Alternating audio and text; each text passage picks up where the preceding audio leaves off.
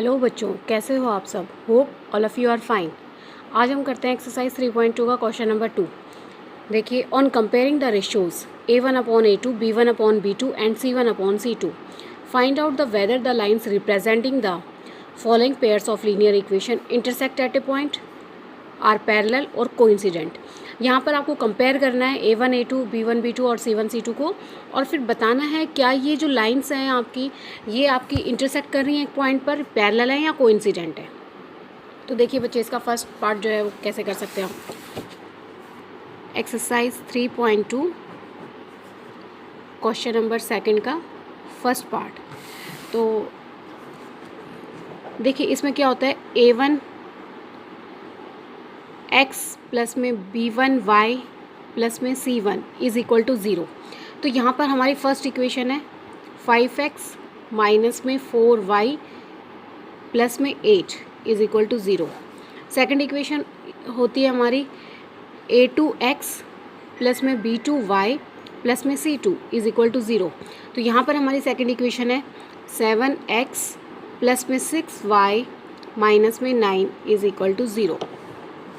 अब हम सीधा हमें पता चल रहा है A1 हमारे पास क्या है, ये 5 है, तो B1 क्या है, 4 है, माइनस क्योंकि यहाँ पे ऊपर प्लस है तो हमें माइनस भी आपको साथ साथ लेना पड़ेगा।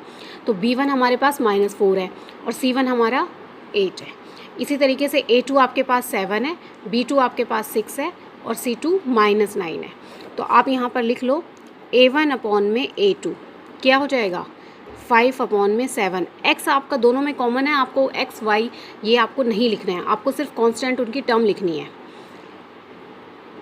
B1/B2 is equal to -4/6। अब देखिए बच्चे, ये कट रहा है, 2 के टेबल में दोनों आते हैं, तो 2 2 जा 4, 2 3 जा 6, -2/3।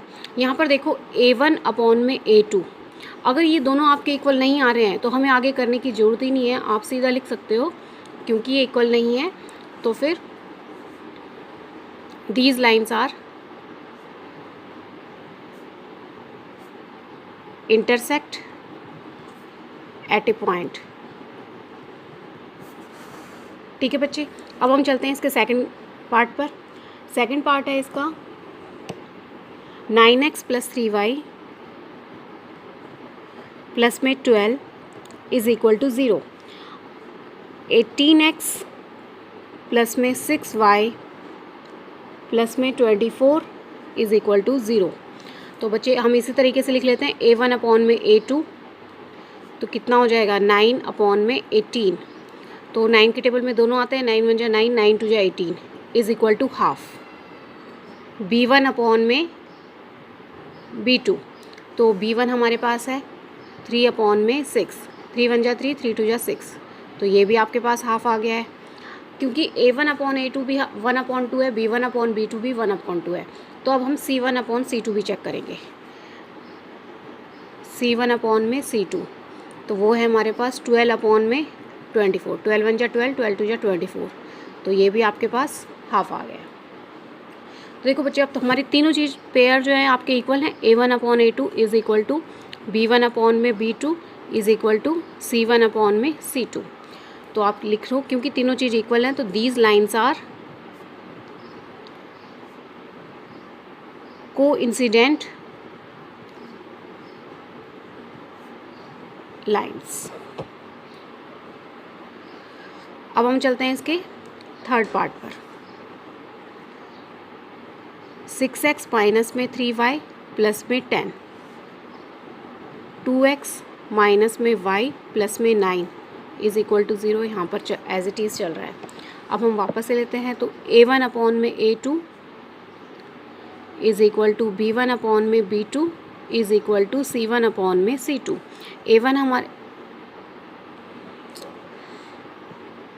वो तो हम देखेंगे बच्चे पहले, सॉरी। यहाँ पर आप तीनों की वैल्यू निकालो, क्या ये आपकी वैल्यू इक्वल है कि या नहीं है। तो A1/A2 क्या है आपके पास, 6/2, 2 3 जा 6, तो ये आ गया आपके पास 3। अब B1/B2 उसकी वैल्यू निकालते हैं, तो -3 में नीचे कुछ भी नहीं है y के साथ, तो हम 1 मान के चलेंगे, माइनस में 1, माइनस से माइनस कैंसिल आउट हो जाएगा, ये भी आपके पास 3 आ गया है।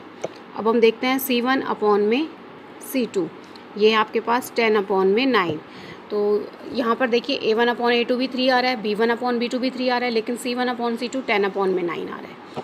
तो इसका मतलब हमारे पास A1/A2 is equal to B1/B2 is equal to C1/C2, लेकिन ये इक्वल नहीं है तो नॉट इक्वल टू।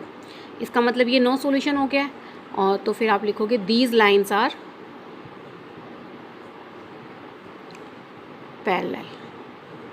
देखिए बच्चे, एक और बात बताती हूँ, जब ये पैरेलल होती हैं तो ये हमेशा कौन सा सॉल्यूशन होता है? No solution. जब भी लाइंस कोइंसिडेंट लाइंस होती हैं तो ये होता है आपके पास इनफाइनाइट सॉल्यूशन, इनफाइनाइट या फिर मैनी सॉल्यूशन। इससे ऊपर जब भी इंटरसेक्ट करते हैं पॉइंट पर तो वो होते हैं आपके पास यूनिक सॉल्यूशन, यूनिक सॉल्यूशन। ठीक है बच्चे, तो ये जो होती हैं, और एक और बात बता देते हैं, यूनिक सॉल्यूशन हो गया है और इनफाइनाइट सॉल्यूशन, नो सॉल्यूशन। ये यूनिक सॉल्यूशन तभी होता है जब भी A1/A2 नॉट इक्वल टू, अगर ये स्टार्टिंग में ही आपका नॉट इक्वल नहीं आता तो आपको आगे करने की जरूरत नहीं होती और ये यूनिक सॉल्यूशन कहलाता है। अगर तीनों पेयर आपके पास इक्वल आते हैं तो कोइंसिडेंट, और अगर 2 पेयर स्टार्टिंग के इक्वल हैं, तीसरा पेयर अगर इक्वल नहीं होता है तो वो आपका नो सॉल्यूशन। अगर आपको मेरी वीडियो पसंद आई हो तो इसे लाइक करें, शेयर करें, सब्सक्राइब करें और बेल आइकन प्रेस करना ना भूलें। Thank you for watching my video.